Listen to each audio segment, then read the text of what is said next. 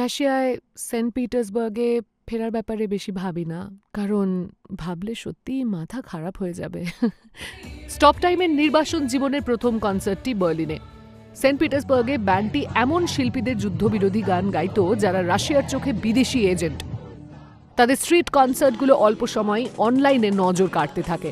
15ই October 2025-এ এই সঙ্গীত শিল্পীদের আটক করা হয়। আদালতে হাজিরা দেওয়া ছাড়াও প্রশাসনিক গ্রেপ্তারি ও ফৌজদারি মামলার হুমকিও পান। এই ঘটনা জানাজানি হলে রাশিয়া ও তার বাইরে বিতর্ক শুরু হয়। কেউ কেউ বলে আমার সেই যুদ্ধবিরোধী মিডিয়া বা সঙ্গীত শিল্পীদের দোষ দেওয়া উচিত যারা আমাদের ভিডিও রিপোস্ট করেছেন। আমি তাদের একেবারেই দোষ দিই না। দোষ তাদের যারা এমন একটা ব্যবস্থা বানিয়েছেন যেখানে আপনাকে জেলে যেতে হতে পারে। ডায়না এবং সাশার কাছে রাশিয়া ছেড়ে যাওয়া ছাড়া কোনো উপায় ছিল না। আমাদের জেলে যেতে হয়নি, কিন্তু সবাই আমাদের মতো ভাগ্যবান নয়, আর সেটাই ভয়ের।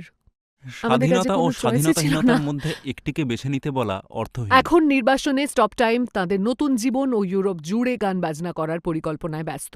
ব্যান্ডের প্রথম অ্যালবামটি জুনে মুক্তি পাবে।